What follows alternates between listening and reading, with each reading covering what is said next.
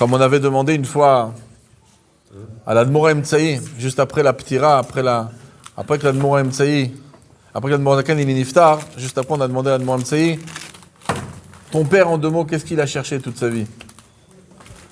Alors, c'est une question compliquée, parce que si on nous demanderait cette question, on n'arriverait pas à répondre en 2 minutes, on parlerait pendant des heures, qu'est-ce que l'Admor Zaken il cherche.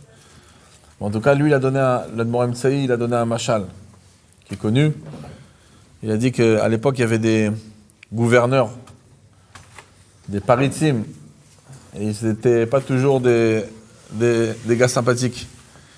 Et il y avait un parit que lui, ce qu'il faisait, c'est quand il avait un ennemi, pour se débarrasser de ses ennemis, il les faisait énormément souffrir. Il les emprisonnait dans une cave, bien profondément sous terre. Et plus jamais il revoyait le jour, la lumière du jour. Et pour ne pas les laisser mourir rapidement, il leur envoyait de la nourriture. Donc il y avait de la nourriture qui arrivait à chaque fois. Mais en tout cas, ils ne pouvaient plus reconnaître ce qui se passait en haut. Et ce qui s'est passé, c'est que les années, ils sont passées. Et à l'intérieur, sont nés des personnages qui n'ont jamais vu l'extérieur. Et donc, pour eux, la vie, c'est l'obscurité, c'est la cave. Et les parents, ils racontaient aux enfants des belles histoires avant de dormir, qu'en haut, il y a la mer, il y a des arbres, il y a des oiseaux, il y a des très belles choses, des châteaux. Donc, ils leur racontent ce qui se passe dehors. Donc, les enfants, ils ont grandi avec des très belles images. Les parents, ensuite, sont morts. Les enfants sont restés dans la cave.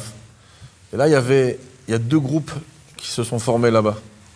Il y avait un groupe qui disait tout ce que nos parents nous ont raconté, c'est vrai. Et l'autre groupe qui dit mais non, c'est simplement des histoires pour s'endormir, pour faire des beaux rêves.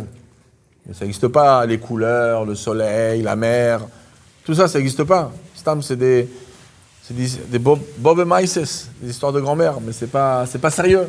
Des histoires de Monsieur Christ. Alors, et donc, il y avait ces 2 groupes. Il y avait un groupe qui croyait plus, et un groupe qui croyait. Mais un beau jour, l'Admor Emtsaï raconte que des nouveaux prisonniers sont arrivés. Peut-être que la personne avait une longue vie, le gouverneur, ou c'est que son fils il a pris la suite. Et ils ont envoyé un nouveau groupe de personnes en bas, qui se sont rajoutés. Il leur a dit, mais vous êtes venus de où? De là-haut. C'est quoi là-haut?